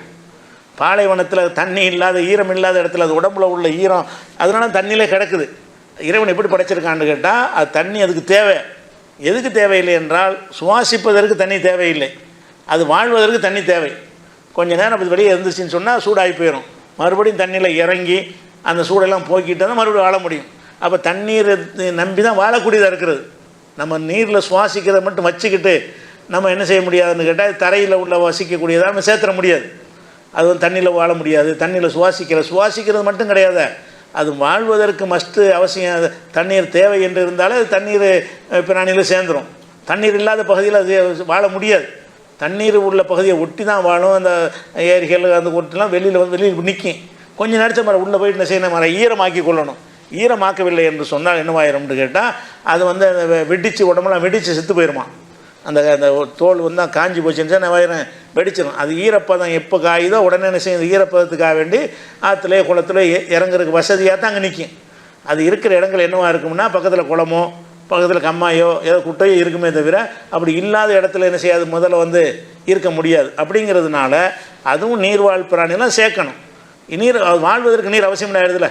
சுவாசிப்பதற்கு வேண்டாம் அவசியம் இல்லாமல் இருந்தால் கூட அது வாழ்வதற்கு அவசியங்கிற காரணத்தினால் அதிகமான தண்ணிக்குள்ளே கிடக்குது. அது தண்ணிக்குள்ளே தலையை மட்டும் வெளியே நீட்டிக்கிட்டு உடம்பை தண்ணிக்குள்ளே வச்சுக்கிட்டு தானே இருக்கிறது. அப்படிங்கிற வகையில் பார்க்கும் பொழுது முதலையை வந்து அது வந்து கடல் வாழ் பிராணிலாம் சேர்க்கணும், அது நீர்வாழ் பிராணிலாம் சேர்க்கணும். அதில் விஷப்பல் இருக்குலாம் பார்க்க தேவையில்லை. நீங்கள் விரும்பினா முதலையை சாப்பிட்லாம். அது வந்து முதல்ல வந்து இந்த சுவாசிக்கலைங்கிறத வச்சுக்கிட்டு என்ன செய்வாங்கன்னு கேட்டால், இது வந்து நிலத்தில் வசிப்பதாகத்தான் எடுத்துணும்னு சொல்லுவாங்க. இதுக்கு இது வந்து இது கருத்து தான், இதெல்லாம் மார்க்க கருத்து கிடையாது. இதெல்லாம் வந்து அந்த பிராணிகளை பற்றின ஒரு கருத்து. இந்த கருத்தில் வந்து இதை சரி நீங்கள் கண்டீங்கன்னு சொன்னால் முதல்ல நீங்கள் சாப்பிட்டுக்கிறலாம். இல்லை அது நீர்வாழில் சேர்க்க முடியாது, மனசு ஒத்துக்கிறல, அது தரையில் உள்ளதாக தான் அதை சேர்க்கணும் அப்படின்னு உங்களுக்கு மனசில் பட்டால் அதை நீங்கள் என்ன செய்யக்கூடாது, அது சாப்பிடக்கூடாது. விஷப்பல் இருக்குதுக்கு, அது பெரிய பல் என்ன செய்யுது, முதலைக்கு இருக்குது. அப்போ முதலையை பொறுத்து நீங்கள் எந்த மாதிரி தீர்மானத்துக்கு வர்றீங்க, விஞ்ஞானிகளுடைய கருத்து இப்படி தான் இருக்கிறது. முதலையை பற்றி ஆய்வு செஞ்சவங்களுடைய கருத்து அதுதான் இருக்கிறது. அது சம்பந்தமான விஷயத்தை நான் சிந்திக்கிற மாதிரி நீங்கள் சிந்திக்கணும்னு அவசியம் கிடையாது. ஆனால் மார்க்க விஷயம் தெளிவாக இருக்குது. மார்க்க விஷயம் கடல் வாழ் பிராணி வந்து ஹலால், அது மாறாது. இது கடல் வாழ்வில் சேர்க்குறதா தரை வாழ்கிற சேர்க்குறதாங்கிறத நீங்கள் ரெண்டு காரணத்தை எடை போட்டு பார்த்து இதில் சேர்க்கணும்னு நினச்சிங்கன்னா என்ன செய்யுங்க, நீங்கள் கடல் வாழ்வில் சேர்த்தா முதல்ல சாப்பிட்டு போங்க. இல்லை அது தண்ணியில் இருக்கிறையில சுவாசிக்கவே இல்லையில அப்படி வாதம் பண்ணாமல, சுவாசிக்கவே மாட்டேங்குது, சுவாசிக்கிறது இங்கே தான் நடக்குதுங்கும் போது அதையும் நீங்கள் தண்ணியில் சேர்க்குறீங்கன்னா விட்டுருங்க, ஹராமாயிரும். ஏன்னா அது ஹராமாக்குரிய அந்த பல்லு அமைப்பு காரணத்தினால ஹராமாயிரும். இது மாதிரி இன்னும் சில இந்த மாதிரி சில விஷயங்கள்லாம் இருக்கிறது. இன்ஷா அல்லாஹ் அதில் நாளைக்கு பார்க்கலாம். அஸ்ஸலாமு அலைக்கும்.